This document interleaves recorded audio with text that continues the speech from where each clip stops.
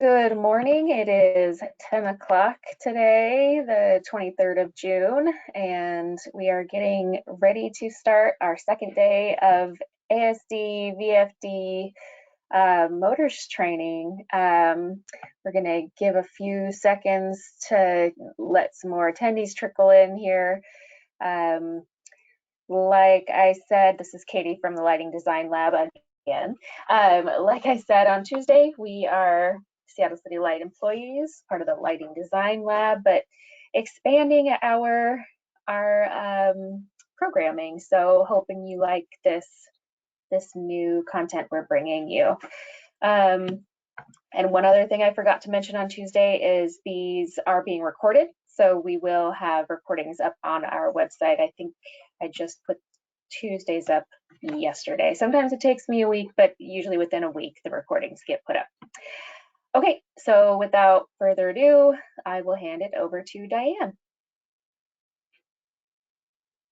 Right now, we only have 2 people on the attendee list, so we may want to wait a little bit to see if anybody else comes on in the next couple minutes. But we do have a questions area. If anybody wants to ask a question, you can use the questions tab, and we will stop periodically to answer questions. Other than that, that's pretty much, we're ready to go as soon as we get a few more people. We have 3 right now. Lester? Yeah, Diane, I agree. Let's give it about another 2 to 3 minutes. Might have a few people just getting into the course this morning. So let's give it a few minutes, 2 to 3 minutes for any individuals that are still coming in, and we'll get started here shortly.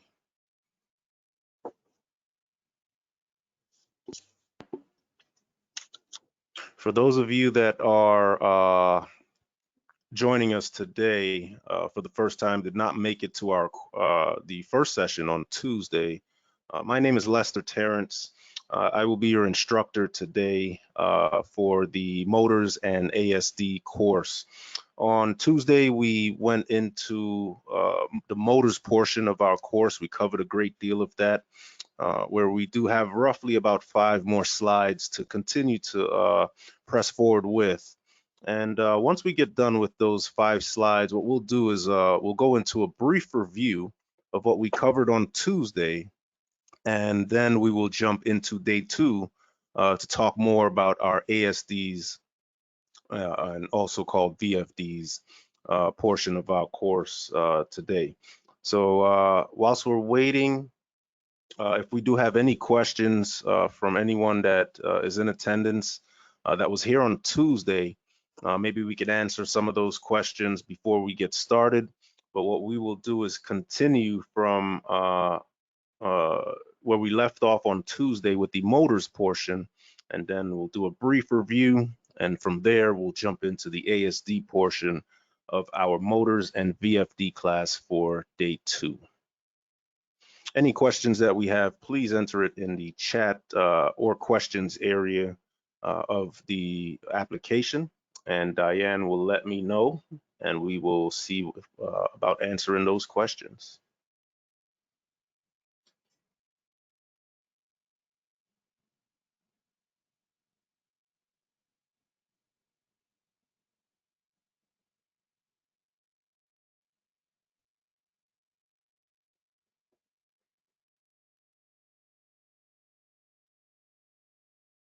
Give it about another minute here, and then we'll get started.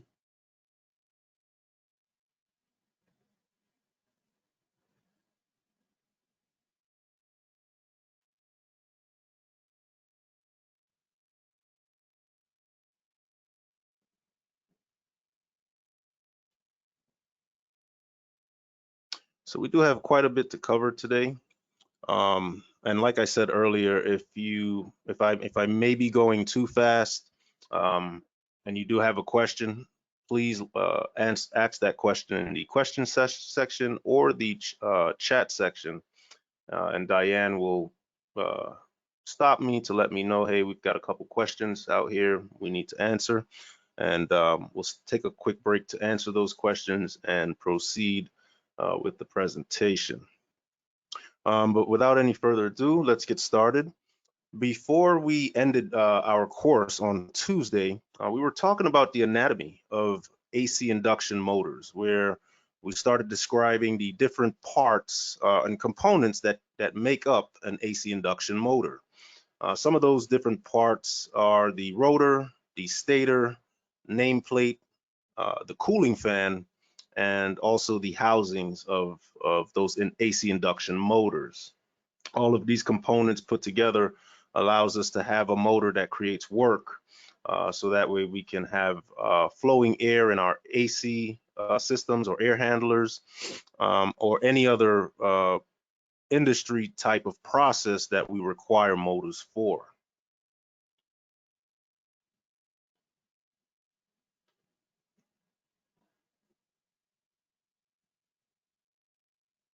So motors have very important characteristics, and what you're seeing on screen here are just a few that are essential for its effective operation. So what we can see that helps our motors run efficiently will be determined by these four characteristics that you see on screen here, which we will dive into here shortly. So first and foremost, we have drive, which is extremely important. And there are two types of drives that we will cover today. And we'll talk a little bit about voltage, sizing, and also controls. Now in a system, a motor can be connected directly to the load like a fan, or use a belt to create a connection between a motor and a fan. Belts are one example of mechanical speed controls on motors. Motors can only run at one speed using a belt, dampener, or other mechanical device, which is a strategy for controlling that motor speed. And the reason we're talking about controlling that motor speed is because we're going to dive into the importance of ASDs and how it controls a motor speed. Now on our screen here, we can see that we have two types of drives, and we have direct driven and belt driven systems, which allows our motors to run. A direct drive motor is any motor, rotor or linear, in which the load is connected directly to the motor without mechanical transmission elements such as gearboxes or belts and pulley systems. So in other words, the motor directly drives the load. You'll see, as you can see here on the image to the left, the motor is directly connected to the fan blade, and there is no pulley or belt system that's assisting that motor in delivering its energy to that load. These motors are more costly to utilize when you decide to use direct drive motors than belt driven motors. Your belt-driven motors, on the other hand, operate by an adjusted pulley system utilizing a belt drive. They can absorb an increased amount of shock and vibration. Speed and torque shifts are made possible by adjusting the size of the pulleys in the belt-driven system. They are also less costly compared to a direct drive system. So when looking at these two types of motors, the biggest difference between the two is that the belt-driven fans offer greater flexibility in terms of speed. Belt-driven fans are cheaper than direct-driven fans of similar size. And on belt-driven motors, there are much more moving parts leading to more maintenance and higher energy costs. And I will say that for me in the field, working with belt-driven systems was a lot more intensive than working with direct drive systems as far as maintenance is concerned. And these two types of setups, when you're dealing with motor systems, become very important when you start to think about the long term when dealing with maintenance for each type of system. So when dealing with a belt-driven system, you're gonna have a lot more maintenance associated with belt-driven systems because you have more components that need more attention. And on your direct driven system, because that motor and its shaft is directly connected to the load that it's operating, those systems require much less maintenance than a belt-driven system. On belt-driven systems, you've got to grease the belts, you've got to oil your motors, you've got to make sure that your shafts and pulleys are all greased and oiled, and your bearing system, everything is maintained properly and within its frequency or rotation for that maintenance schedule. And on your direct drive, there's going to be a lot less maintenance, but there still is maintenance. It's just not as much as your belt-driven systems. Motor voltage is another important factor when dealing with your motor systems. And understanding your motor voltage is critical for appropriately sizing and matching a motor to a system load. You can find the voltage information for every motor on the nameplate or data plate, which we will talk a bit more about here shortly. There are two types of voltages to remember when talking about motor voltage and performance. You've got transformer voltage, or also called distribution voltage, and then you have motor voltage. It is essential to understand the difference between the two. Transformer voltage, when we define that, it will read voltage which is delivered from the transformer by the electrical utilities or power company for distribution to the building electrical panel, which then goes on to power the equipment. Your motor voltage, on the other hand, is defined as voltage which is measured directly at the motor terminals. So remember the motor terminal we covered, which is right about here. This is where you're going to measure your motor voltage. Okay, you're going to take these 4 screws off, and then you're going to apply your multimeter here to check and test to see whether or not you're getting the correct voltage per the data plate requirements directly to that motor. Now, due to voltage drops from the transformer to the motors, the operating or utilization voltage should be slightly lower than the rated distribution voltage supplied by the utility company.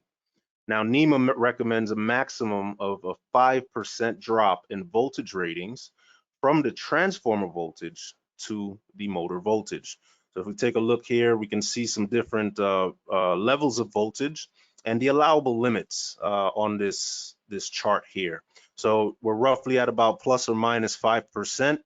That is your range of allowable voltage to any of your components in the system, depending on its voltage rating. So we have here at 120 volts, plus or minus 5%, you're going to be roughly between 114 volts and 126 volts.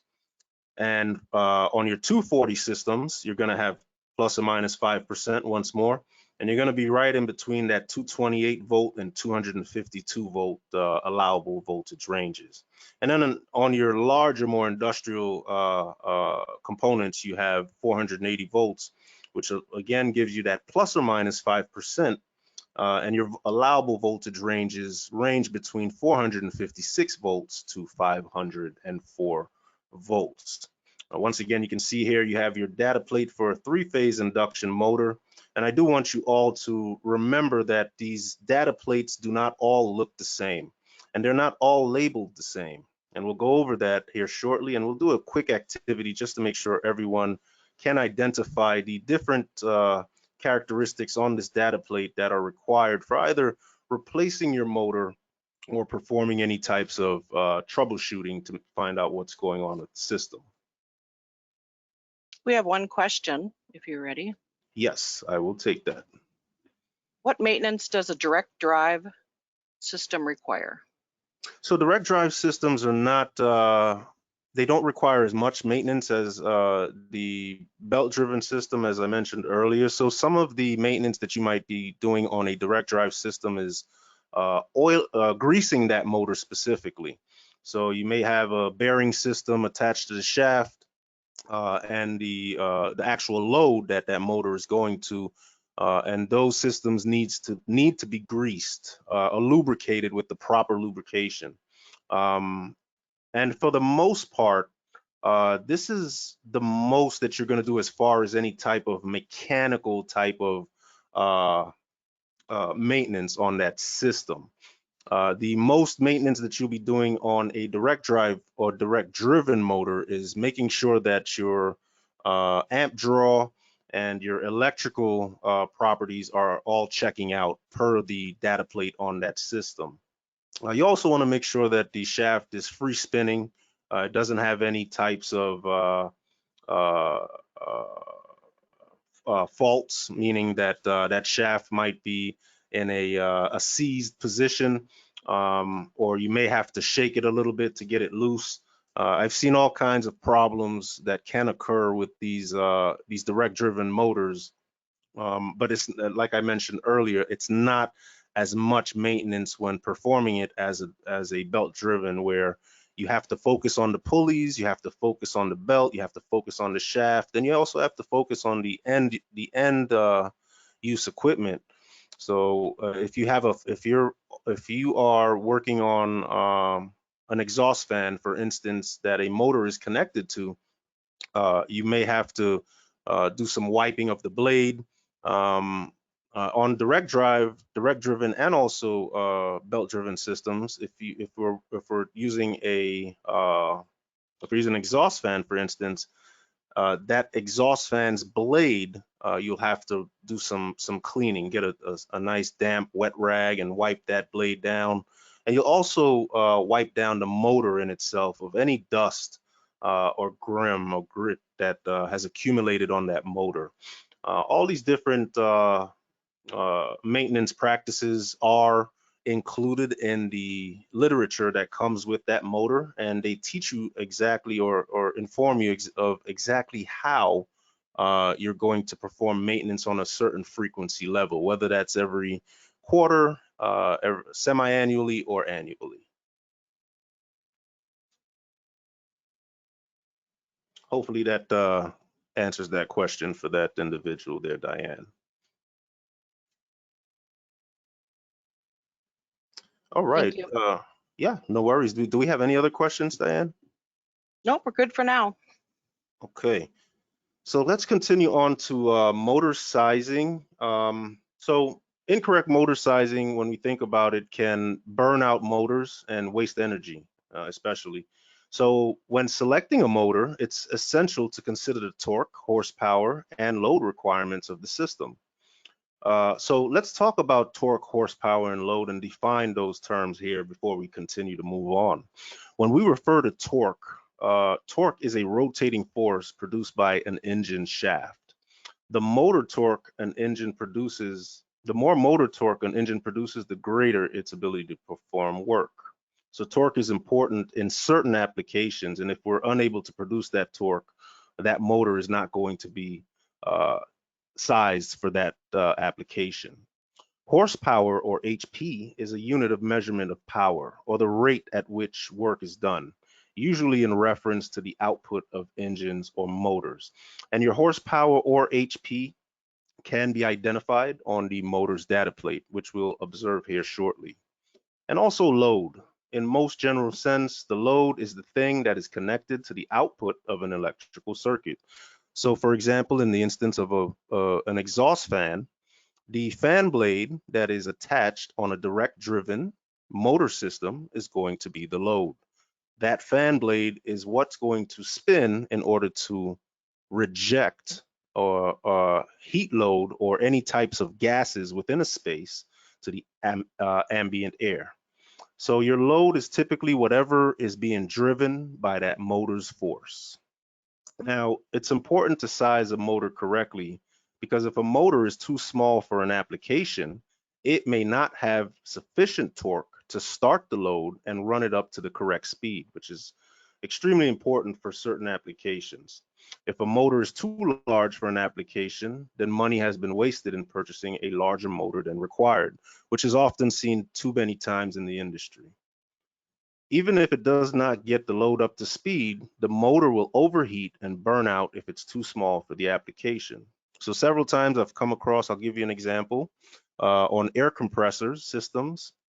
Sometimes the motor utilized on that system is changed, and it's not replaced with a like in kind motor, and that hinders the performance of that air compressor. So when replacing motors or any other type of equipment associated with the system, you want to make sure that you're either referring back to your manufacturer's literature, or in the case of our motor, we want to refer to the data plate in order to do any types of replacement or repair.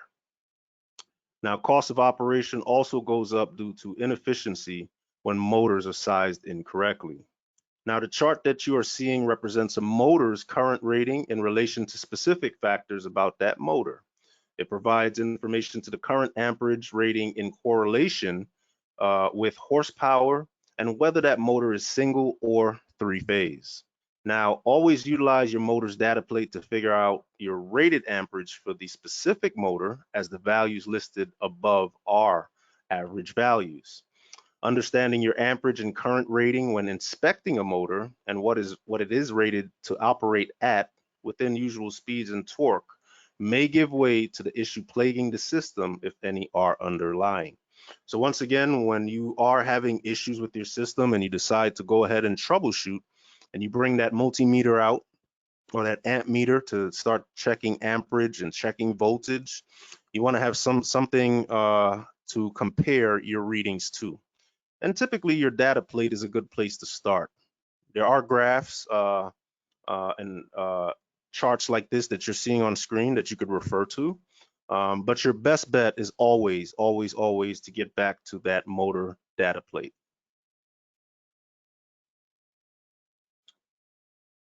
Any questions up to this point, Diane?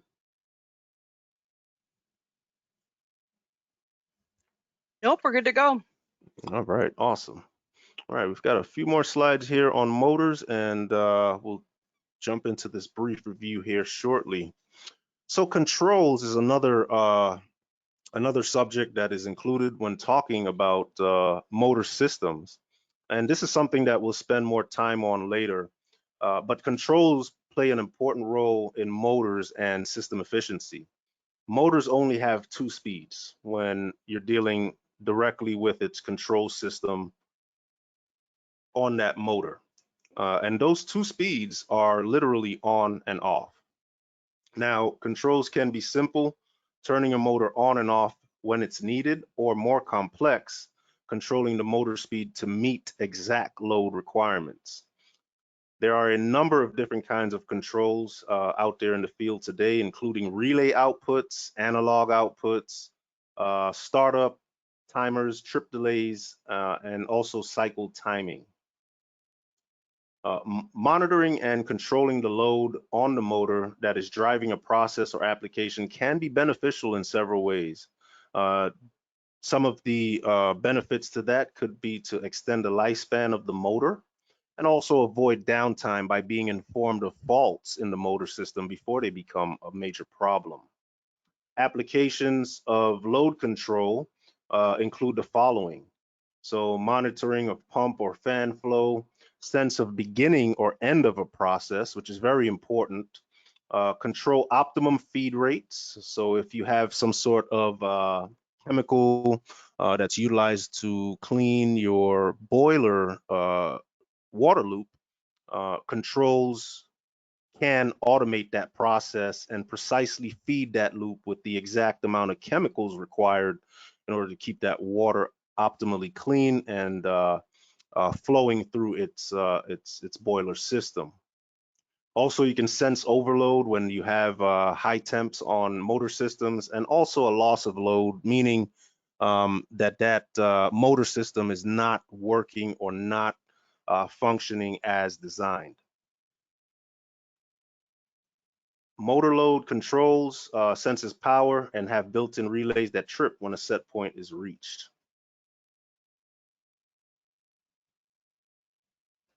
So control systems are optional when dealing with motor systems. I will tell you that for the most part, your control systems you typically find them on facilities that are willing to spend a bit more extra funds up front in order to have that ability to more precisely control and monitor their motor systems.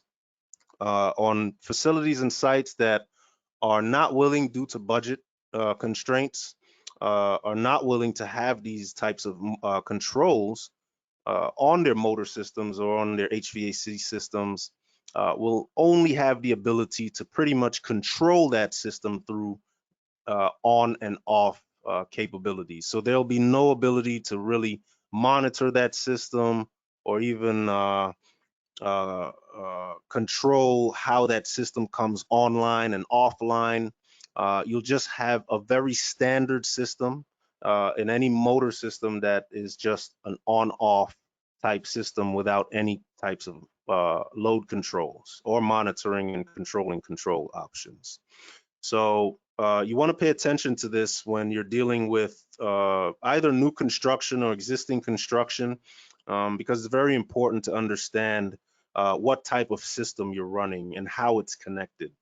And you'll find that within different sites, depending once again upon budget, what type of system will be in place. So the more that you can spend, the more control and monitoring options you have. The less that you can spend, the less control and the less monitoring options you're going to have.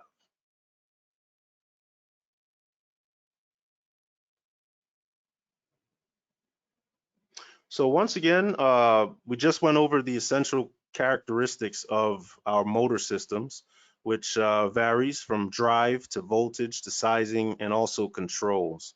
And each one of these different characteristics plays a vital role in the design and the operation of motor systems at any facility or site.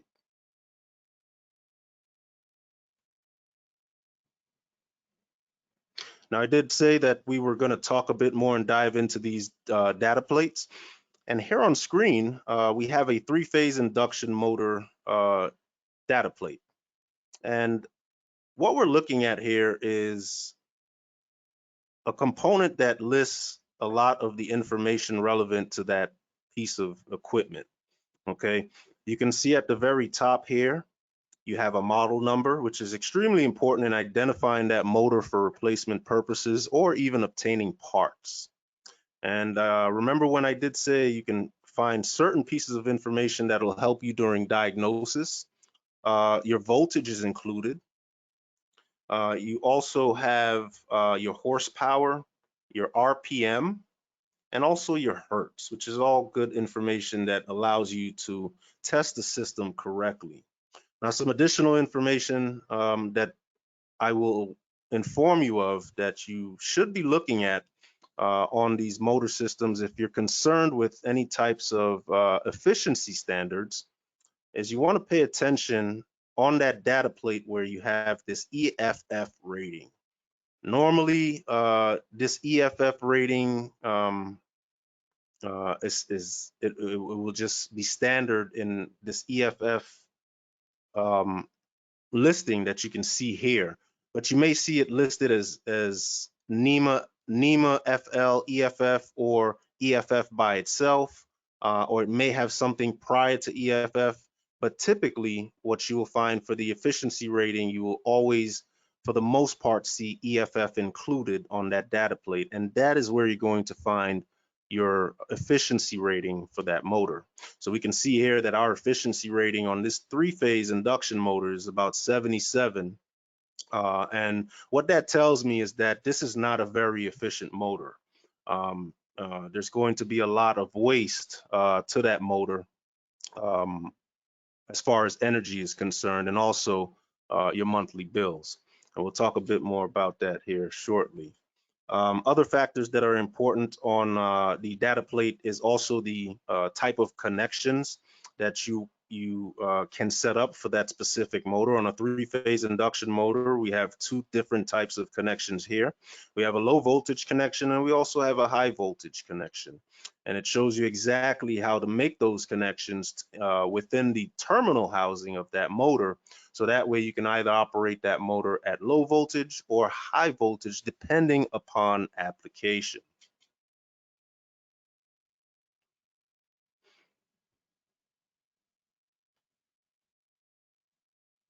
So here we have another data plate. And what I'd like to do, data plate or nameplate, but what I'd like to do is just ask our attendees here if you can tell me what our efficiency rating is in the chat area, what our efficiency rating is, our horsepower, and also what phase and voltage is this motor rated for. So let's take a few minutes just to look and observe. Take a look at this nameplate, also called a data plate. In the field, a lot of technicians like to refer to the nameplate as a data plate. Take a look at this data plate that we have on screen right here. And what I'd like for you to identify is the RPMs, the horsepower, the phase, and also the efficiency rating. So each person that's getting ready to add something in there, let's do one per person. So let's just go ahead and add one of those characteristics in the chat, and we'll go through that and we'll move forward.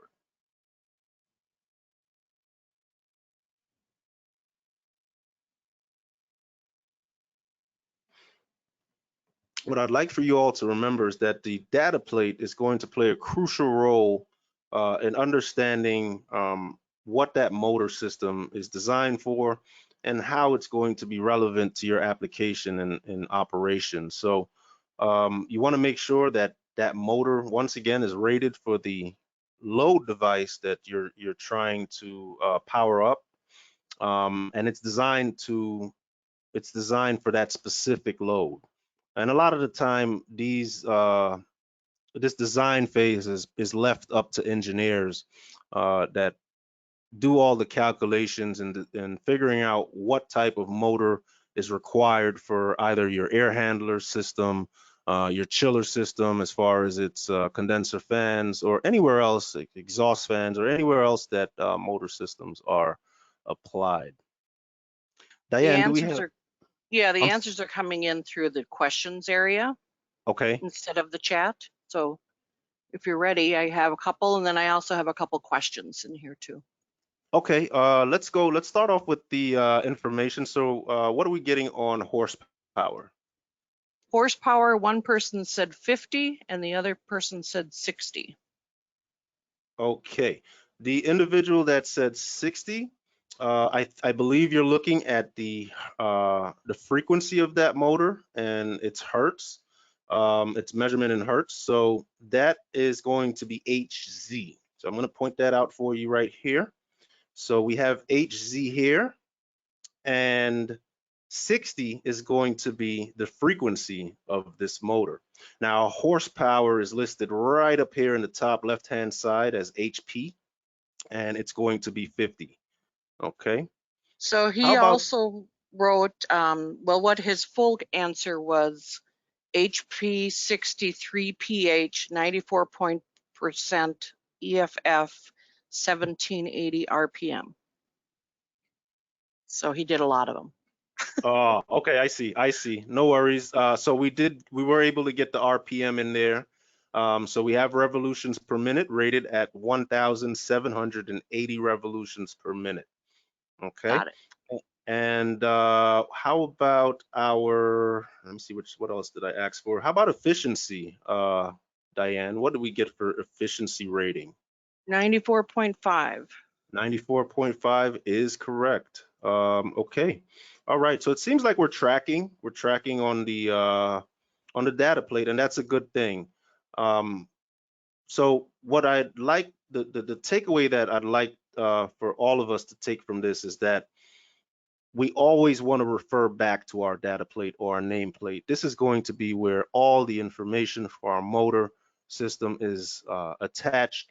And one thing I do want to put out there really quickly before we jump off this topic is that proper maintenance also keeps this data plate intact. I have been to sites where I have come across motors which are about 15 to 20 years old, and the data plate has been warped due to non-maintenance of that system over several months or years. And when you have a warped data plate, it makes it very hard to diagnose issues that may be occurring with the system because you're not sure what voltages or amperages you're supposed to be getting.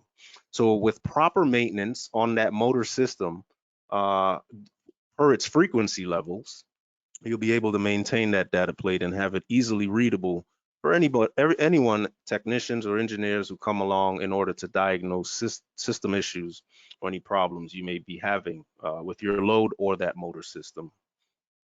Now, you did say you had some questions, Diane? Yep, I have a NEMA FLEFF 77. If that's 77%, that seems low. Is that a belt drive motor? Okay, first off, 77% is a pretty low efficiency rating for a motor. So you're probably not going to be amongst, that motor is probably not going to be amongst the premium efficiency motor ratings. So if you look here on this motor system here, you've got about 94.5 on a premium efficiency motor, okay, which is a very good rating for a motor. This motor is going to save you a lot of money for the lifespan of that specific motor. Now, your efficiency rating doesn't have anything to do with the drive system.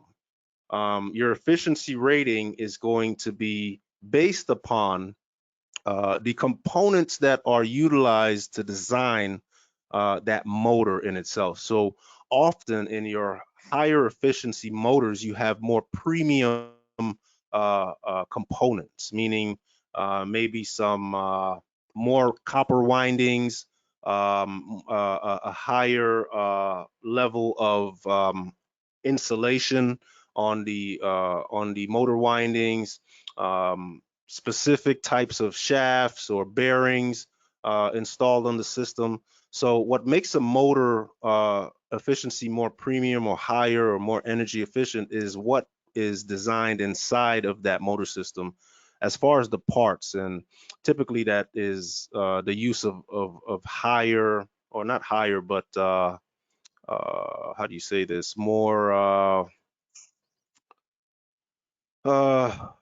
they're going to be more expensive parts. So that motor, of course, is going to cost you a lot more upfront because of what it costs to make that motor.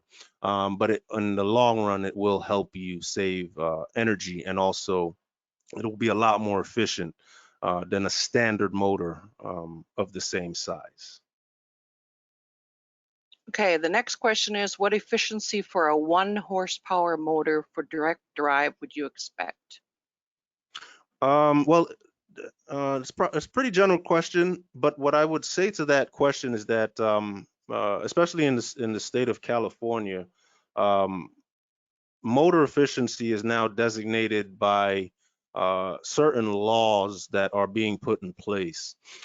So what you're going to want to do there is definitely check into Title 24 if you're living in the California area, any local codes or guidance that you have available to you. And this will let you know exactly where you need to be as far as efficiency ratings for your motors. Now, if you're looking at this from a requirement point of view, I would take the advice that I just gave. But if you're looking at it more so for your own personal types of applications, you want to look into premium efficiency motors. And we do offer another course other than ASDs and motors course. We have a straight motors course where we talk more to this efficiency standard within the motor systems. And NEMA is a really good place to start as far as understanding what your efficiency levels are when directly talking about motor systems. So my advice there is to definitely take a look at the NEMA website. I believe it's NEMA.org, if I'm not mistaken. And they will be able to give you more guidance on premium efficiency motors and up, depending on what size motor you need and what efficiency rating you're looking to get. So efficiency ratings do range. They actually do go way above premium. And the efficiency rating can go higher than what you see on screen here with this premium efficiency motor, which is rated at 94.5. And that is a really good rating for a motor. So we definitely want to pay attention to that. And like I said, visiting NEMA will offer you some more guidance on what type of motor to get, depending on one, how much you want to spend, and also how much efficiency you're looking to obtain from that motor system. Okay, so now the next question is referring to the nameplate. He said, is this a direct drive motor? I'm guessing yes. Give me one. I don't believe we have the information on here. I don't think I've ever seen lower end shaft. Design B code TCE frame type 325. So it doesn't say here on this data plate, upper or opposite end 62 frame type code G. No, it doesn't say here. So typically when you're looking to get these motor systems, depending on the vendor or the manufacturer, you're going to let them know what you're looking for, whether that's a belt-driven motor or a direct-driven motor. In my experience, that's what I've often had to do in the past when replacing a motor, is to let the vendor know exactly what type of motor I'm looking for, whether it's a direct-driven motor or a belt-driven motor. And I think the shaft size is also important on that type of system. So we do recall that in the slide that we looked at earlier when talking about belt-driven and direct-driven systems, you can clearly see that your belt-driven system has a lot more bells and whistles. You've got the gears, not gears, but you have the belt. You also have your excuse me, I'm having a brain fog here. But you have your belts and the gears that the belts run the motors off of. So there are several moving parts and components to the belt-driven system, which makes it very easily identifiable when working with motor systems. And your direct-driven system, there is not all these different components. So yeah, you're basically going to inform the individual where you're looking to purchase this motor, or let them know what's going on, that it's either a belt or direct-driven system, and they'll source you out accordingly. Okay, let's see, what's the next question is power factor of 87%. Is that typical for a motor of this size?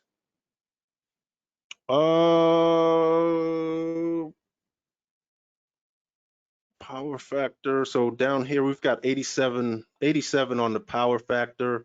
I am not for certain on the power factor and on a motor of this specific size, and also efficiency rating.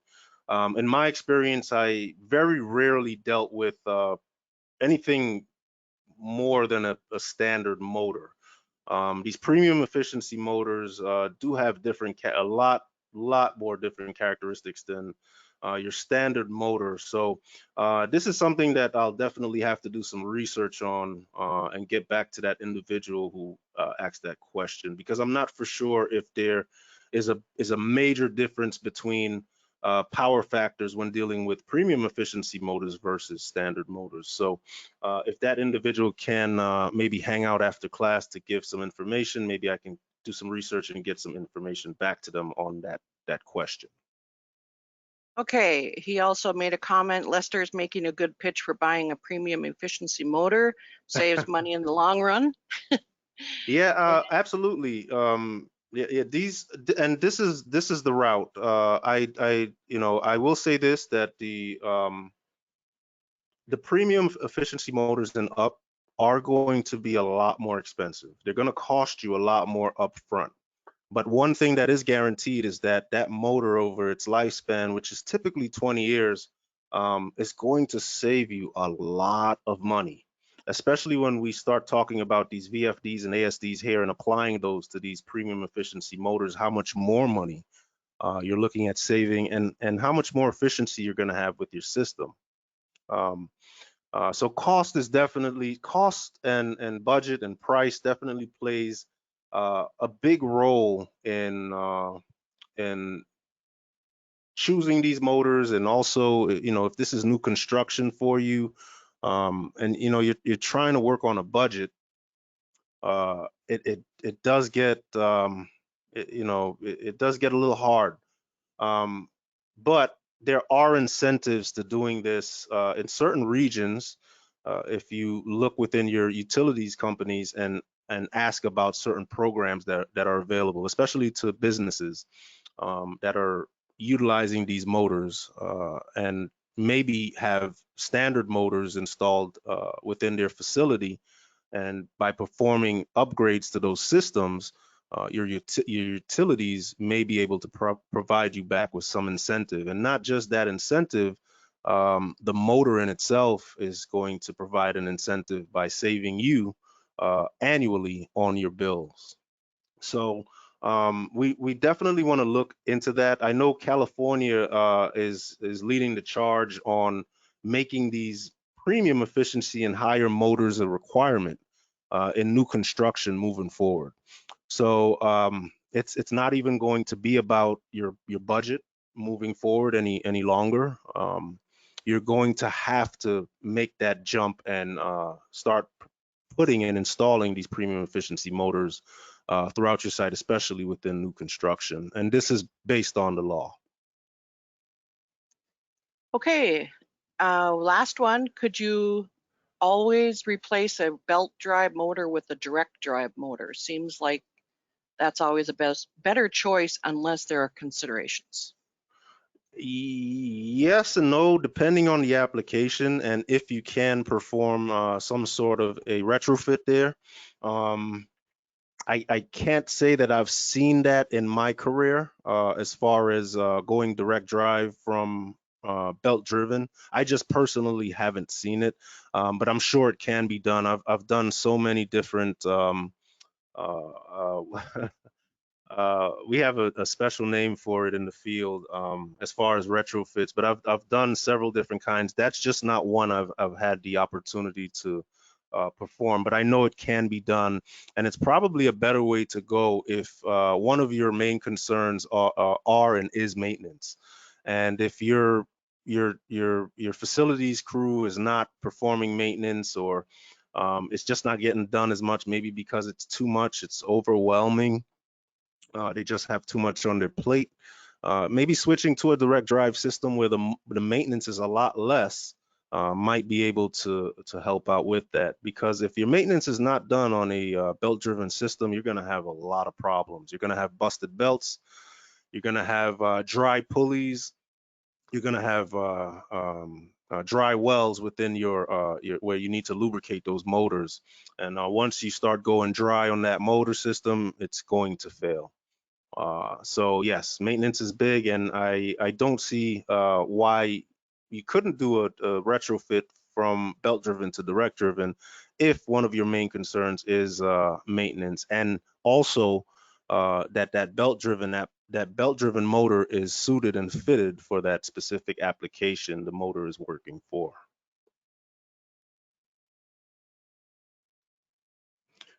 Any other questions, Diane, before I move forward? Nope, that was the last one. All right, awesome, awesome, awesome. Thank you for all those questions. I hope I was able to answer everyone's questions to their liking. Quick recap that I did promise we were going to cover before moving on to our ASD portion of our course today. We did cover in day one the wheres and whys of motors. Why do we need them? Where are they located? We reviewed some of the principles of electricity. We also spoke to some different types of motor systems that are available out there. And we covered the anatomy of AC motors, where we spoke about its rotor, its stator, the shafts, the bearings, the fans that provide the cooling to the motor whilst it's online. And we also spoke to how motors work and some of the characteristics of motors. Now, what we're going to do is jump into ASDs and why they are valuable to motor systems. And we're also going to talk about a little bit the evolution of ASDs and how ASDs work within the segments that it's broken down into. And we'll take a look at a few energy savings case studies if we have time. But before we move forward, for those of you that are joining us for the first time today, didn't make it to our Tuesday class, I just want to give a brief introduction to myself and what we'll cover. And then what we'll do is we'll go on a quick 5-minute break. And then from there, we'll return and go straight into ASDs. But before we get started, just a quick introduction on myself. My name is Lester Terrance, and I am an HVAC instructor and instructional designer at DNR International. And I am a licensed master HVAC in the Virginia area and have been performing HVAC installations, maintenance, and also diagnosis for maybe the last 19 years or so, where I started my career with the United States Air Force as a HVAC airman. And I slowly moved up the ranks and worked on AC applications from the United States to several overseas locations for the United States Air Force. And I also, upon leaving the Air Force, had the opportunity to work with the Department of State, where I served as a subject matter expert and also field supervisor, where I maintained, observed teams that were working on AC applications, and also did emergency trips on my own to several different locations, embassies and consulates around the world, just working on different HVAC applications, from chillers to boilers to cooling towers, you name it. If it's part of the HVAC umbrella, I may have dabbled my hands or touched some of those different applications. But I enjoy doing HVAC very much, and I also like teaching the material that we are providing here today. So we did the brief review on what we covered on day one, and we spoke a little bit about what we're getting ready to cover on day two, which is ASDs or VFDs, which I like to refer to them as VFDs, but we'll do a small activity here shortly talking about that, the different terminologies for ASDs and VFDs, and why are those systems valuable. And we'll definitely touch on the evolution of ASDs, how they work, and if we do have the time, we'll tackle some energy savings case studies. Today we'll also be utilizing Slido again, which is where we're able to perform or answer questions for our activity sessions. Slido is free and anonymous. It doesn't require any registration, and it doesn't track your information. You can use a web browser, smartphone, tablet, or any other device to participate. You can either scan the QR code that you see on screen here or go directly to slido.com and join the event with the code MOTORS. It's an important part of how we interact with one another through this digital platform today. So please, please, please join us at slido.com for the activity sessions and polls that we will be taking throughout the presentation. If you have any questions about that, please let us know in the chat, and Diane will be able to help you and get you situated into our slido.com activity poll. So what we're going to do here is we're going to go into a brief introduction survey, which will help you get started working with Slido, have you get into the website and get the information that you need in there, so that way you can participate in our activities. But just to make sure all that's working and good to go, we do have an introduction survey here. And what I will do is I will leave this introduction survey up. And what I'd like for our attendees to do is go ahead and answer the questions available in this introduction survey. And once you're done, I'd like for you to break for about 5 minutes. And what we'll do is we'll come back roughly 5 minutes after the hour, just to but review the answers that we have received in our activity poll. And then from there, move on to our next topic of discussion, which is ASDs and VFDs. So let's go ahead, take 5 minutes to go through this survey, and then you break right after the survey, after you've answered the questions. We'll review those and then we'll jump directly into the next portion of our slide deck today.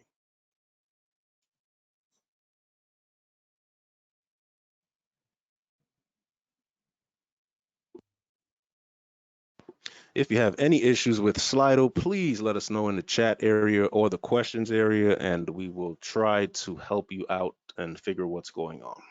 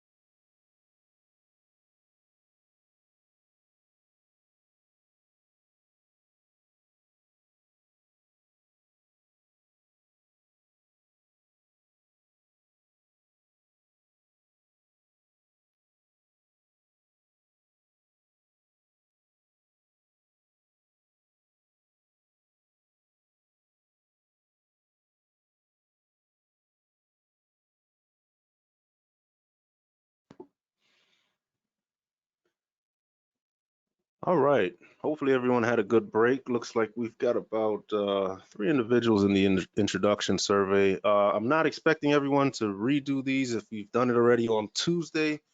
But if you weren't able to make it, just be nice to know some of the background information for our attendees today. So hopefully everyone had a good break. Let's jump right back into things. So on our introduction survey, first question, how you doing? How's everyone doing today? And looks like everyone's here to learn, doing good and here to learn. Help me get to know you better. What is your experience with motors and or adjustable speed drives? 2 sources of experience: electronics engineering courses during associate's degree in tech school, and scoping for upgrades, replacements, and energy efficiency projects at the workplace. Awesome. I recognize numbers and figures on motor data plates. Understanding how they work is my weakness. And then next to none is another answer we have. So for the second portion, we definitely will be addressing adjustable speed drives or ASDs. And we'll definitely go through exactly how those adjustable speed drives work. And I'm going to try to break it down as best as I can, so that way we make a topic for some, which is very confusing, a little bit more understandable.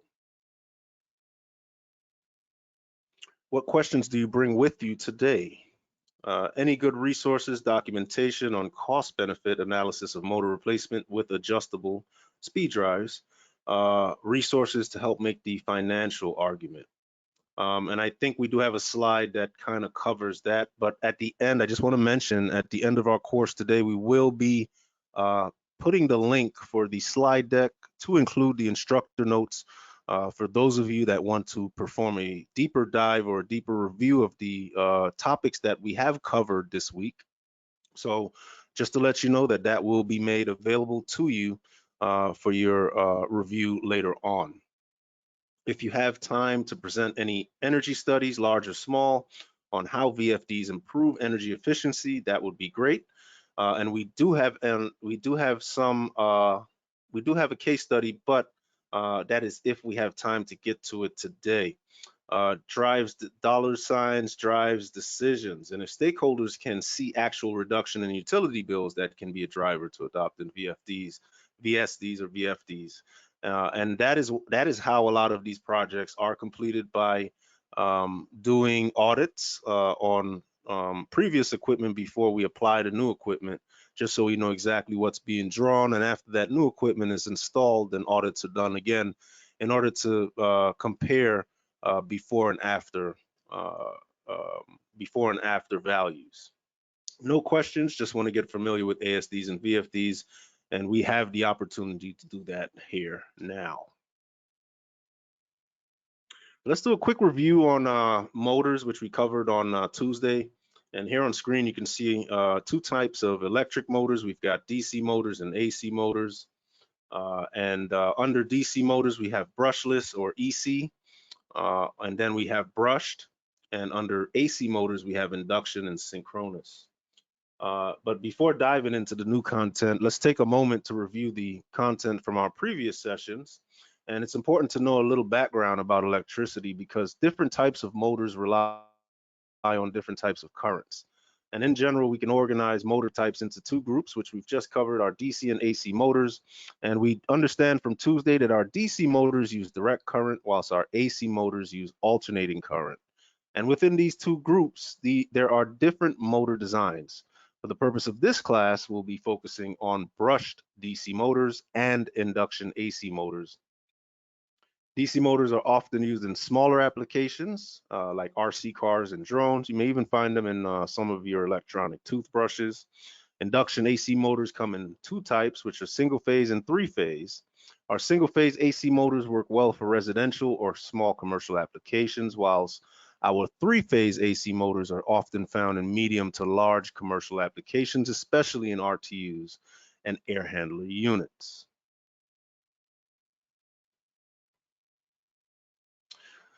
What is an ASD, and why is it valuable? Why do we want to know about ASDs or VFDs, and why are they valuable to the industry? And let's define what an adjustable speed drive is. It's a control device that varies the power supply to a motor to meet precise operational needs. Once again, an ASD, or adjustable speed drive, is a control device that varies the power supply to a motor to meet precise operational needs. Now, newer technological advancements has created additional components or upgraded hardware to meet the needs of a changing world, and more energy efficient parts and components for several mechanical and electrical systems are available on the market today. Some of the benefits of VFDs or ASDs are controlled starting for a load, lower power demand on start, controlled acceleration, adjustable operating speeds, adjustable torque limit, controlled stopping, and huge energy savings. VFDs or ASDs can improve the lifespan of its load. When we hear about DC as it applies to motors, it may not be referring to direct current. It's more likely referring to digital commutation. In short, a motor is digitally commutated when we electronically change the polarity of the poles in the stator and apply that force to magnets within the rotor. Speed and torque are electronically controlled by a printed circuit board and a series of micro switches that direct the current polarity. Motor controls can be set automatically or manually. Motor control powers on and off equipment, and motor controls can also alert us to any issues by way of alarms. So we understand here, as far as the definition of adjustable speed drives or VFDs, variable speed drives, is that they are out there to control the power supply to a motor. So that way that motor meets a precise operational need. So it's the operation of a VFD or ASD connected to a motor system makes the operation extremely precise in load requirements. And this is very important because it does help us control a lot of what we just went over, such as controlled stopping. So your motor is not going to an abrupt halt on stop. It is actually going to ramp down with the use of a VFD, and that is just one example. So if you've ever turned off your exhaust fan, for instance, in your bathroom, and let's say it's not running on a VFD, it's just a regular bathroom exhaust fan, and you shut it off, that motor just goes hard stop. It just stops. There's no slowing down, nothing happens, it just stops. So what happens with adding a VFD to that system is that motor gradually is slowed down until it stops. And what that does is it helps the lifespan of that motor because it's not getting that hard stop every single time. Now, there are a lot of different names for adjustable speed drives, as you may have heard me call it a VFD, variable frequency drive. But what we've named this course adjustable speed drives. While there are technically some differences between some of the devices in the field, these terms are generally used interchangeably. But most industry experts prefer the term VFD or variable speed drive. So here on screen, we can see we've got what we've been calling it, which is ASD or adjustable speed drive. Then you also got adjustable frequency drive, variable frequency drive or VFD, variable speed drive or VSD, and then your inverter. Now, what is an ASD? Let's talk a little bit about that. ASDs or adjustable speed drives control motor speeds precisely to meet system and building needs. Now, here's an example of a building and its hydronic HVAC system. There are a lot of different pumps and motors, all of which run by motors. Motors can only operate in two modes, as we've discussed before, on and off. The ASD controls each motor to precisely meet the needs of the building system and equipment. In a typical building, there are a lot of opportunities for motor control or adding a ASD or VFD. So if we take a look here on our system, we can see that we have several different components in an HVAC system. We've got a cooling tower, we've got a chiller, we've got a boiler, we've got an air handler, and all of these different systems can use VFDs. So you can place a VFD or an ASD on your cooling tower in order to manage that system a lot better. You can also place ASDs and VFDs on pumping systems and fans that control your supply air and return air within an AHU or air handler system. And you can also see that you have an ASD here on your boiler pump. And when I refer to these pumps, I'm referring to chilled and hot water pumps. So ASDs can be placed in several different areas of your HVAC system specifically.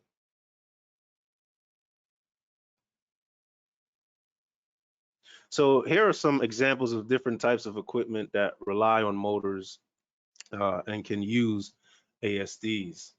So we spoke about it, we touched on it a little bit in the previous slide, but fans and blowers, as you can see here, and this is a part of some sort of an air handler system. And you have a motor right here, and that motor can be attached to an ASD or VFD in order to control the amount of flow for that specific load. Then you have pumps as well. This is another great area or place to place your ASDs or VFDs because it can control the flow of water or oil or whatever you're using in that pumping system. And then lastly, just in recent years, we're starting to see this a lot more, but ASDs and VFDs on compressor systems, which is probably one of the, for me, the coolest things I've seen to date. But the addition of ASDs and VFDs to compressor systems allow those systems to operate so much more efficiently and save you so much more annually on your bills.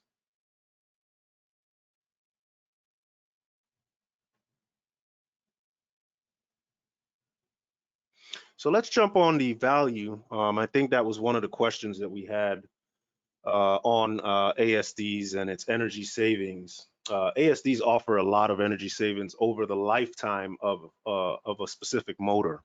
And we understand that there can be motors that run 24/7, which can cost a lot in kWs at maximum speed. So when we look at kilowatt hours and how much we're paying for that motor to run, it can be a great deal. Even slowing a motor down a little bit can have a huge impact on energy usage. Some studies have shown that in HVAC systems, ASD controlled fans can reduce energy consumption by almost 70%. So applying an ASD to a motor system can definitely save you a lot of money, can definitely increase the efficiency of your different types of systems at your facility. And those ASDs or VFDs have proven results in surveys and stats out there that we can compare and show where those cost savings are at. Let's take a look here whilst we continue to talk about these cost savings. And we'll look at an example to showcase the cost saving potential of an ASD. I want to say, hey, Diane, you know what? Let's not do that just for time saving purposes. We're going to deliver the deck at the end of the course, and all this information is in there. So let's get started. Calculating the value to calculate the value of a variable frequency drive retrofit for a customer, contractors in a specific state must first evaluate the customer's energy consumption and price. So for example, suppose the chiller is a 1,300-ton system with air handlers and pumps. If you broke down motor horsepower within a typical large facility with an applied HVAC system, the chiller represents 55% of the horsepower in the system. Air handlers around half of that number. And pumps and cooling towers represent the balance of the horsepower. Now, general modeling parameters include the number of hours, operating hours, the cost of electricity, and operating hours by percent total load. In this example, 5,600 annual operating hours is used at approximately 6 cents per kilowatt hour electrical costs. The 1,300-ton system derives the following benefit by changing from constant speed, meaning that it didn't have that variable frequency drive or ASD attached to the system, to a variable frequency drive. Okay, so your annual energy costs at a constant speed is going to run you roughly $364,000 annually. If we were to add an ASD or a VFD to that operation, our annual energy cost would be roughly $197,000. So that is, as we can look here and just see that is a huge difference in cost savings. And your energy cost reduction savings is total of over $166,000. So any fan or pump or other devices that have the capabilities of utilizing a VFD, you should think about making that upgrade if it hasn't already been done, or talking to your utilities provider to find out what more can you do in order to try to achieve these types of annual cost savings for your facilities or your business. Now here's another example to showcase the cost savings of an ASD. Just for time constraints here, we're going to continue pressing forward. Like I said, this information is in the deck if you want to take a look at it, but this is just another cost savings example, and you can review that within the notes. There is a lot of information in the instructor notes that goes a bit deeper into this specific example here on cost savings when applying VFDs or ASDs to motor systems.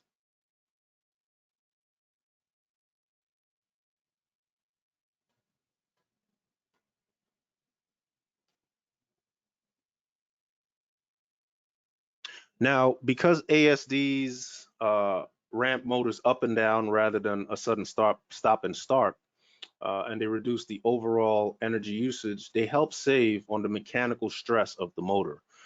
So if you're not using the ASD or VFD on a motor system, when that motor starts, it starts hard, and when it stops hard, and that's really hard on the motor itself. So if you can imagine, if you're out of shape and you're running, and you just decide, you know what, I'm out of shape, but I'm just going to start running as fast as I can. That's really hard on the body. Instead of you gradually working your way up to getting that run in. And then when you stop, if you're running at full speed, a lot of the time, and I used to run track in high school. For those of us that are runners, we know that when you try to stop running, it's not like you can come to an abrupt stop. You're literally going to gradually, slowly stop running. And this is how you can imagine how an ASD or VFD works. It slows down the operation or speeds up the operation of a specific application utilizing motor systems. Now, applying this ASD or VFD system to a motor reduces maintenance costs and can keep motors running for much, much longer. So by using VFDs, additional cost savings can be realized because fewer components are needed for control. And VFDs protect motor and pump assets by controlling power and minimizing the mechanical stress caused by starting and stopping those pumps.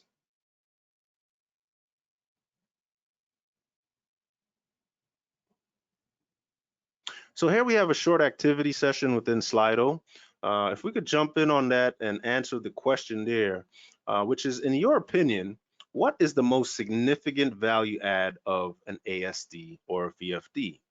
So far from what we come to understand about ASDs and VFDs, in your opinion, what is the most significant value add of incorporating an ASD or VFD system within your motor system.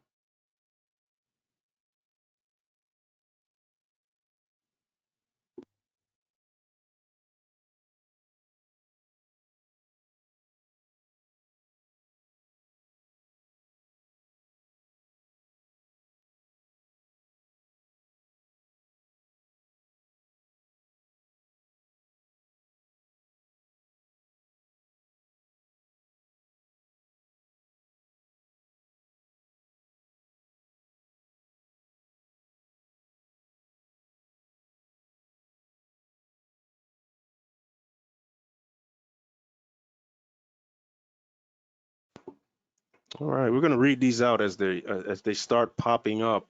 But extended the mode. So the question was, in your opinion, what is the most significant value add of ASDs or VFDs? And one of the responses that we have is to extend the motor life by matching motor output to a variable load. And then someone listed cost savings, cost savings, cost savings, and absolutely, excuse me, that is exactly what we're looking for. We're looking to extend the life of that piece of equipment, and we're also looking to save money. And with how far we've come in with technology, there's no reason why we shouldn't have the ability to save more money and also keep that equipment around for a little bit longer without having to replace it halfway through its life cycle. We have another answer there, which is maintenance reduction is a secondary benefit. This allows overtaxed maintenance staff to get back to the backlog of work they have. Absolutely. That is another thing that is done during the audit process where if you have someone come in and audit your facility or site, such as your utility company or some other private organization, they're going to look at a lot of that. How is your maintenance, your preventative maintenance schedule? How many technicians do you have available, and are they able to make it during the specific frequency level for each piece of equipment that you have on site? So the more that you can do to reduce how much maintenance is being done at your facility, that will assist in making sure that things run a lot smoother. Before we press on to the next section, just want to make sure we don't have any questions that require answering currently.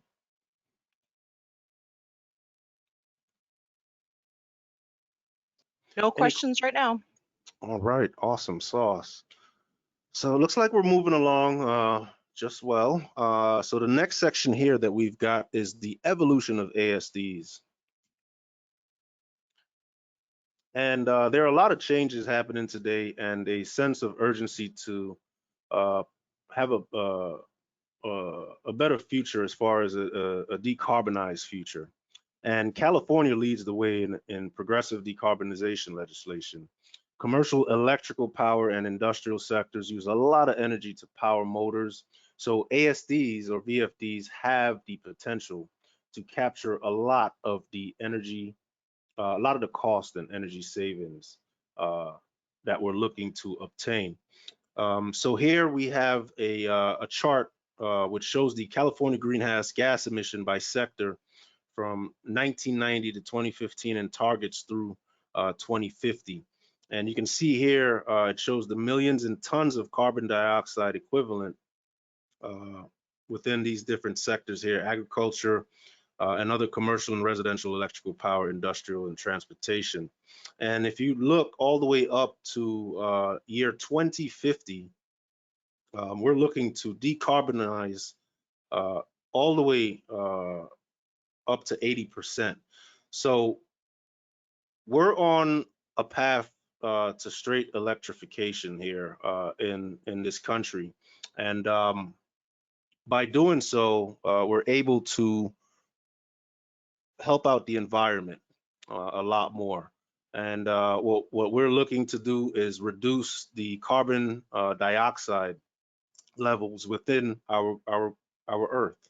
And by electrifying and also performing upgrades that are essential to that target, it will definitely assist us in reaching the goals that are here. So definitely look into performing updates, upgrades, retrofits, audits on your facilities. Talk to your utilities companies and see what types of incentives are out there for these different types of upgrades. There may even be programs that assist you in getting the budget required to perform these upgrades, or different different types of incentives, especially for small businesses or larger businesses. So really quickly, we have a timeline here of the evolution of ASDs and how they came to be. And here's some background on that specific technology. ASDs, motors, and electricity goes hand in hand because one pretty much can't operate without the other. Alessandro Volta was the first scientist to generate direct current or DC current with a battery. And you can see that occurred there in the 1800s. In the late 1800s, Nikola Tesla invented the AC induction motor, something that we're using today, and has become the workhorse of the industry.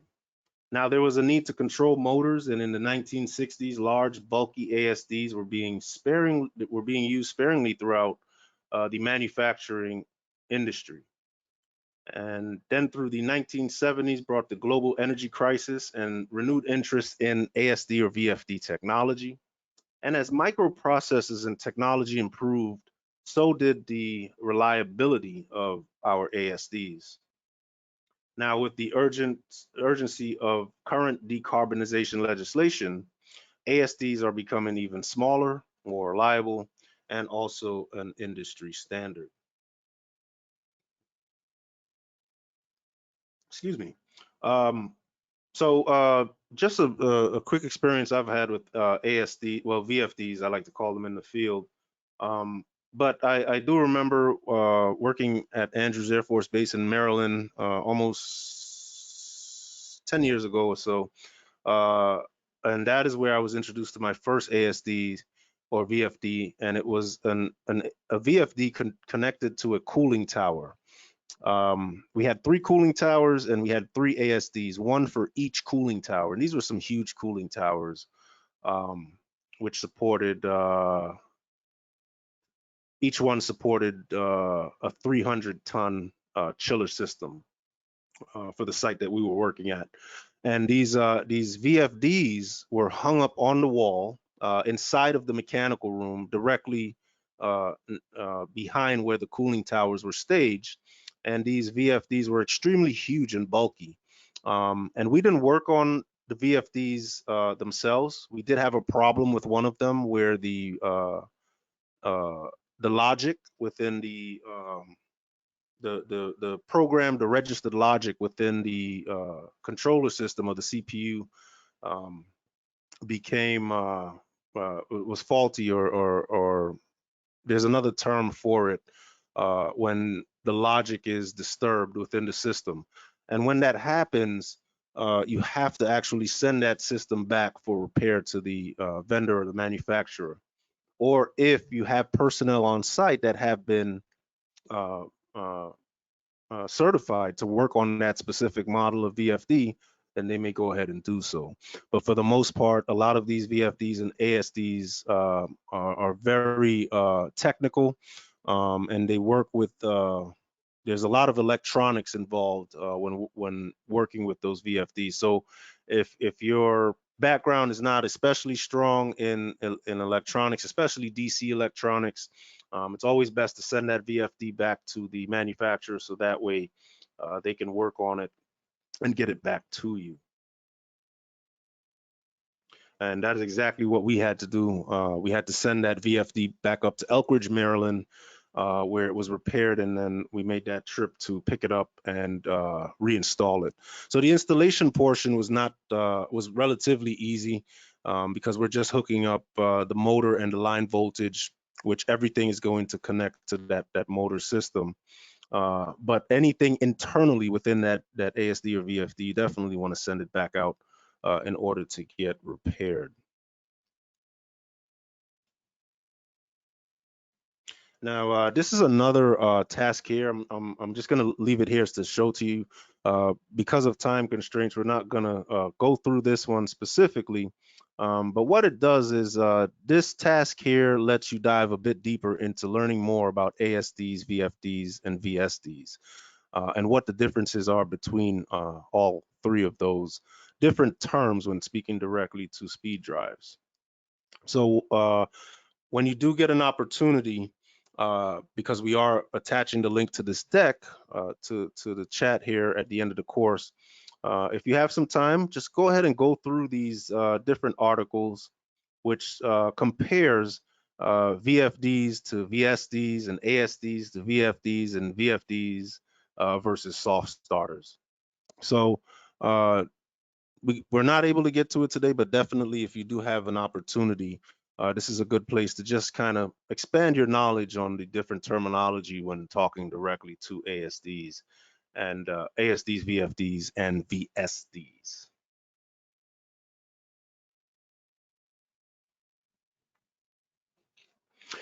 Now for the part where everyone is, I'm sure, extremely interested in understanding how does ASDs work. And ASDs have both external and internal features, as we can see here on screen. The external features may vary by manufacturer, but the internal features remain the same. So our image on the left, you can see a ASD here pictured on the exterior, where you can see an LCD screen and some buttons to control different parameters within that ASD. And then on the image to the right, you have the internal of the ASD. And for the most part, on all of our ASDs and VFDs, the internal configuration is about the same. Now we have a brief review here on current because it's important to what we're getting ready to discuss. Current can be expressed graphically. Direct current only flows in one direction and does not change. So on the left, you can see DC current here with the yellow bar, and that current flowing in one direction, and it does not change. Now, remember that alternating current changes direction. We had mentioned and covered that on day one. The graph in the middle shows a sinusoidal wave that is used to represent AC or alternating current. It switches between positive and negative voltage, just like alternating current switches direction. The middle graph shows single phase power because there is a single alternating current. And then finally, the graph on the far right shows the alternating currents of three-phase power. It's called three-phase power because there are three alternating currents lines offset by 120 degrees. A typical electrical pole has three wires for the transmission of each phase of current. So just a brief review here on current and the way that you may visually see it on a chart. And on the left here, you can see DC current, straight flow. Doesn't take any turns or bends, single phase. You can see that it has the waves involved there, the sinusoidal waves on a single line of voltage. And then on our three phase, you have three legs or three phases of voltage coming into your system. And that's the difference between our single and three phase AC systems. So just a brief review on current, AC versus DC, and on your AC, your single phase and three phase current. Now, we'll jump into this because it's extremely important, the properties of electrical current. This is a graph of alternating current identifiable by the sinusoidal wave. The rate of changing direction of the current is called frequency. In the United States, 60 hertz frequency is generated and transmitted, but most of the rest of the world uses 50 hertz. So I believe it's pretty much the US and I'm not sure if it's Canada, but for sure the US, we here in the United States, our frequency cycle is at 60 hertz, and the rest of the world, Africa, European nations, all the way over to the eastern board, we're using 50 hertz. And that's extremely important.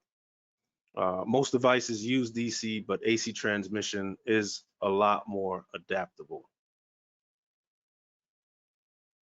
So the anatomy of an ASD and the internals, this is where we start getting into more of the electrical characteristics of our ASD and how it actually operates. And the reason why we talk a bit more about the electrical principles before jumping here is because we go through a change in the conversion process of AC to DC and then back to AC in order to get that motor to operate the right way per the registered logic within the VFD or the ASD.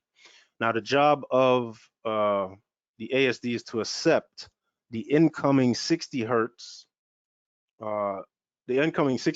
AC current and transform it into a different frequency to precisely control a motor. Now, simply put, the speed of a motor is dependent of the incoming frequency. So just remember that your speed of the motor is dependent upon the incoming frequency to that motor system. And to accomplish this task, ASDs are made up of the following three components, each with a specific job in the process of transforming AC current. So those three different components are the rectifier, the DC bus filter, and the inverter. So you can see all three here on the screen. We've got our rectifier, DC bus filter, and also our inverter. And we can see our three-phase AC coming into our rectifier, which we're going to talk about here shortly. So our rectifier, this rectifier is the first stop in the ASD VFD process. Incoming AC voltage enters the rectifier, which uses diodes to transform AC into DC. Now, diodes allow electricity to flow in one direction and converts AC to DC. After passing through the rectifier and being transformed into DC current, the DC bus filter uses capacitors to smooth out that DC power. So capacitors filters any ripples in that power that's supplied, and it gets it really, really smooth in order to move on to the next process, which is the final stop in our ASD is the inverter. And DC power from the DC bus filter enters the inverter. The inverter uses transistors, or IGBTs to convert the DC into AC.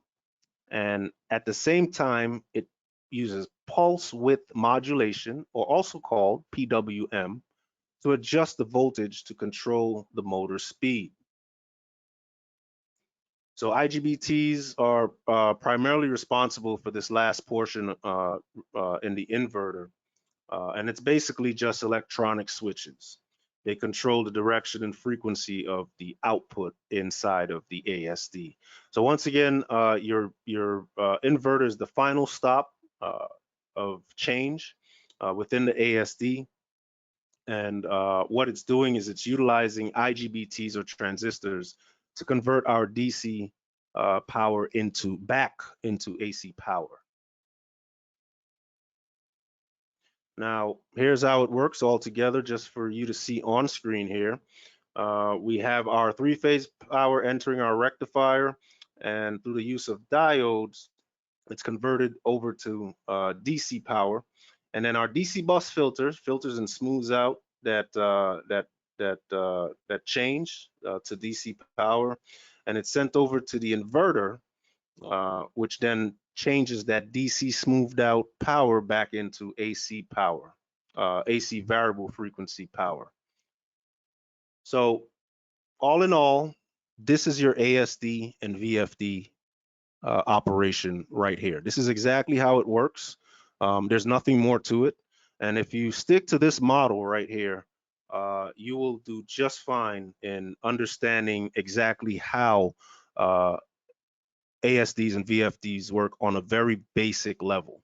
So just remember, there are three components that are responsible for the operation of an ASD VFD. And those three components are the rectifier, the DC bus filter, and the inverter.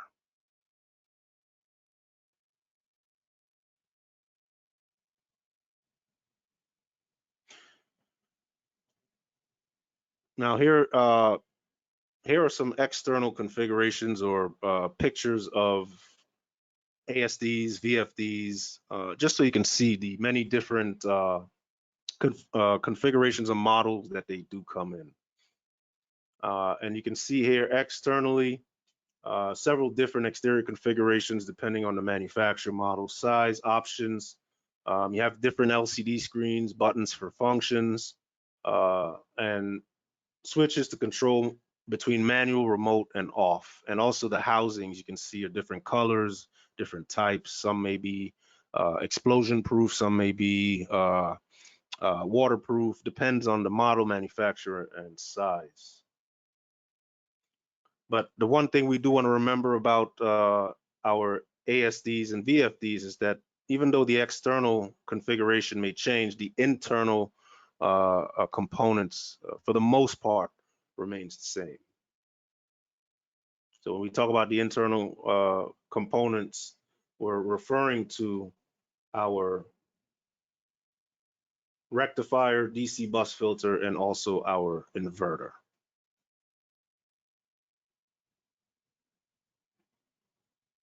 Got a quick poll here just to check your progress, see how we're doing. What are 2 things you've learned that you didn't know before? So if we could take a quick moment here to just check in and see and list what have we learned so far about these ASDs and VFDs that we didn't know before. And we'll come back and take a look at those responses here shortly.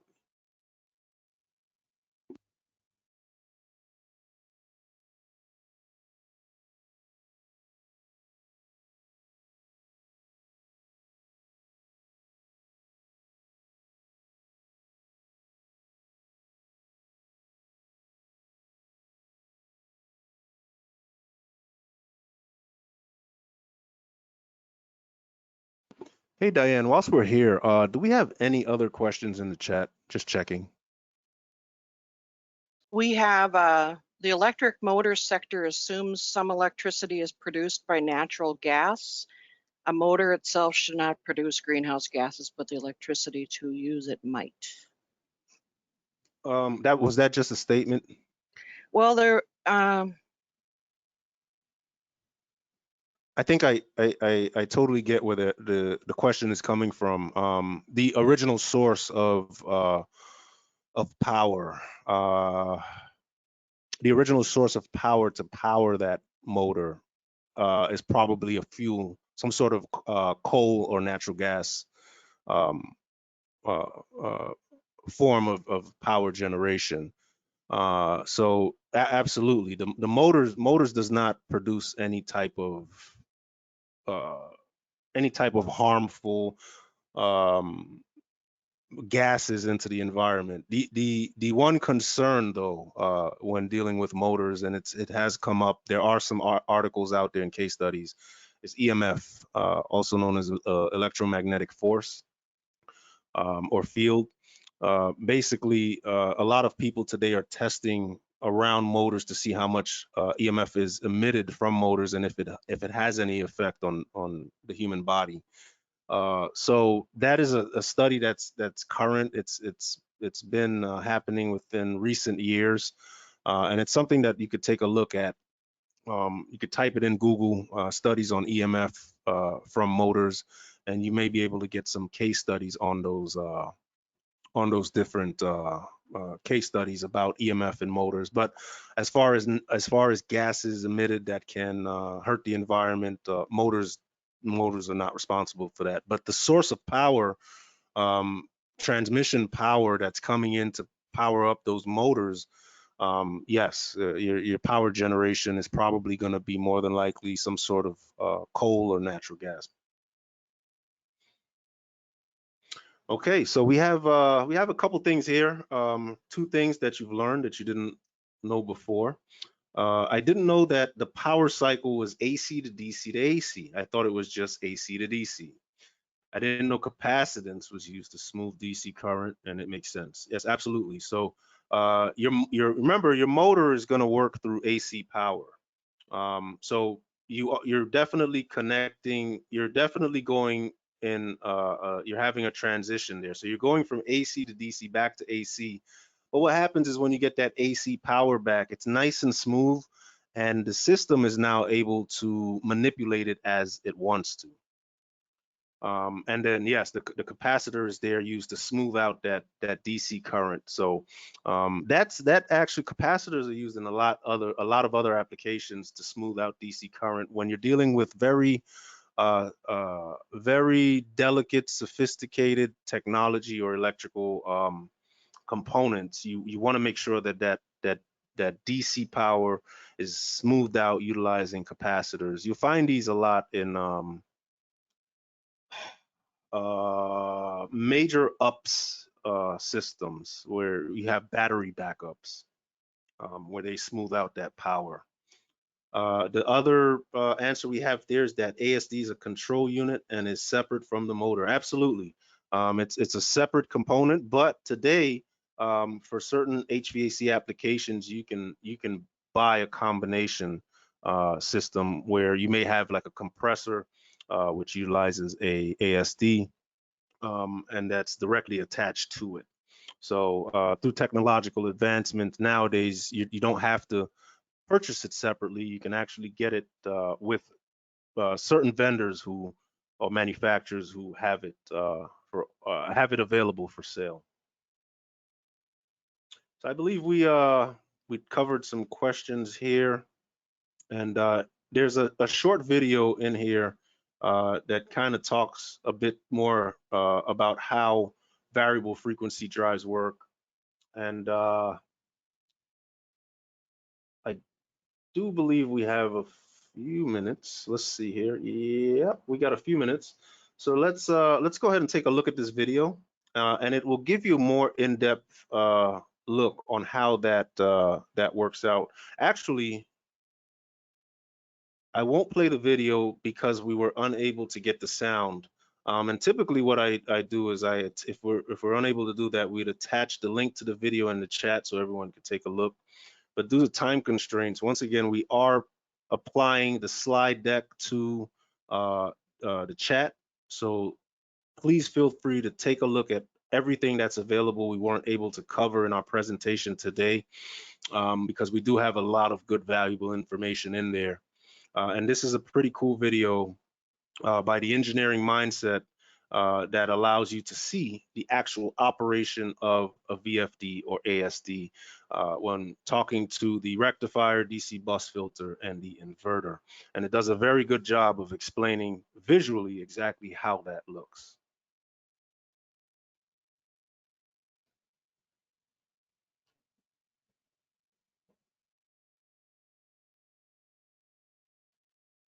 We do also have another motor deep dive here. It's another article on motors and how not all motors are made equal.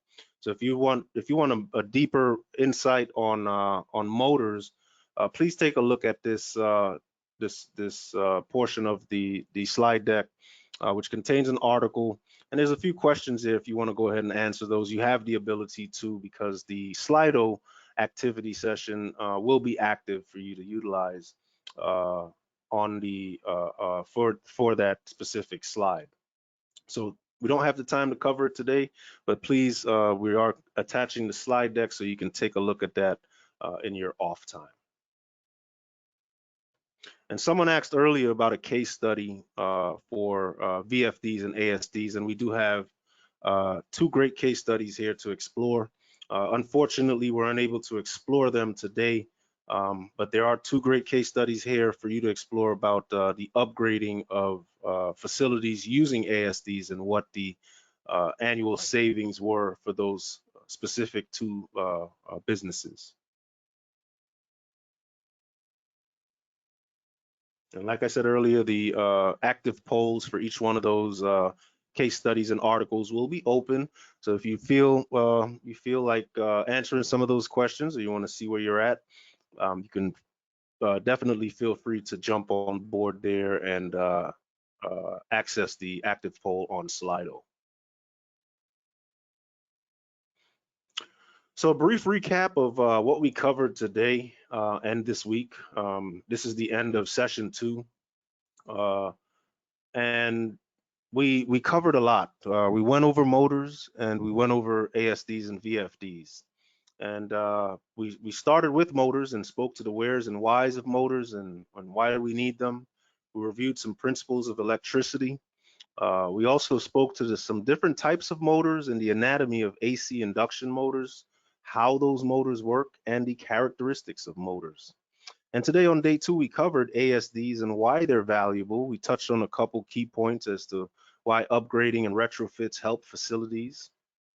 We touched on a bit of the evolution of ASDs and how those systems evolved over the years, and why and not why, but we saw a couple images of how those ASDs and VFDs compared to how big and bulky they were when they first came out. And then we spoke a bit to the anatomy of ASDs, where we touched on the different components and how those components operate and allow our ASD to function to fully control the frequency and speed of motor systems. And we weren't able to, but we do have some energy case studies, energy savings case studies on ASDs, which you all have access to within the slide deck, where you can access at any time. So this actually concludes our 2-day presentation on ASDs, motors and ASDs. And we do have an exit survey here. We would like for our attendees to, fill out and just give us some feedback on what you thought about the course, and we'll use that to create better courses in the future, and also to address any questions or needs that you may have. Once again, my name is Lester Terrance. I was your instructor today for motors and ASDs. It was a pleasure. I hope all of you were able to get something from this course, and I do look forward to presenting to you next time. Great, thank you, Lester. That was a really informative second half. Again, if anybody has any questions, throw them in the chat real quick. If you think of something after, tomorrow, you can write to Lighting Design Lab at seattle.gov, and we will send them over to Lester and see if we can get you guys connected. Again, take a look at the slide deck that Diane put in the chat, and in a couple of days I will get this recording up on our website if you want to revisit anything or share with colleagues. Diane, did you have anything else to add? Nope, I'm good to go. All right. Thank you, everybody. That will conclude our second day. All right, sounds good. Thank you.